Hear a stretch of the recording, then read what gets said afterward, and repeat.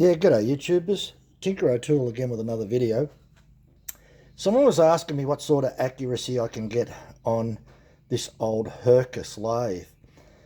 Well, that depends on how good a condition it is and how you set it up. One thing about the bearings, I've got them a little bit on the tight side. The specification says that it should be between 1 and 2 thou clearance. So I've got it on about 1 thou clearance. Now I turned this piece of brass and I've got it fairly accurate, so we'll just zoom in there as we rotate. And this measures 1/1000th of a millimeter, so that's pretty accurate. So not that you can turn that good, but there we are at 6, 7, 8. So that's not too bad. Then we start to climb back down.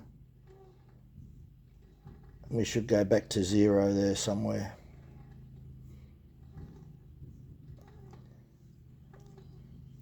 One thing about when you're turning, you can get a few, the first digit can jump a little bit. So the lowest it's going down to is 3. And I think we're going up to about 8.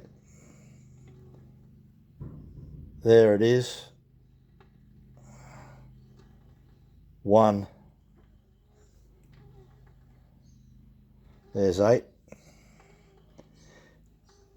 Sometimes you need to repeat this a few times because you do have movement. You're rotating something. So there we are on the 2, right? And then we jump up to the 3. So 2 is our lowest reading. And 8. No, so there's 0, sorry, there's 0. See, it jumps around a little bit, but still that's bloody good accuracy. Yeah, for an old lathe like this,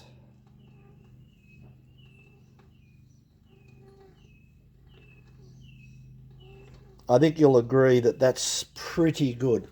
Now, as to whether you can get that better, I don't know. Now, what sort of cutter did I use? I used a real small round button. We'll just get that. Let's see if we can reach in, just come back a little bit here. That's the tool that I used.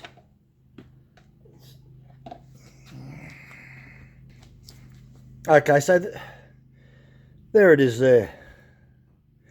One thing I like about using this is that it doesn't matter what position it is. You know, you can cut like that. You can cut at any angle that you like. It doesn't matter because it's round. And that's one of the reasons I really do like using the button one. So that was using a very small button.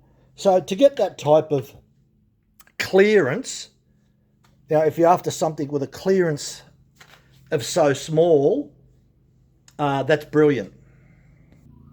So what we got on here, we start at 0 and we go to -6. So that's 6/1000ths of a millimeter. That is accurate. There we go, -6. That's as low as it goes. Now it's coming back up and we'll come back to 0.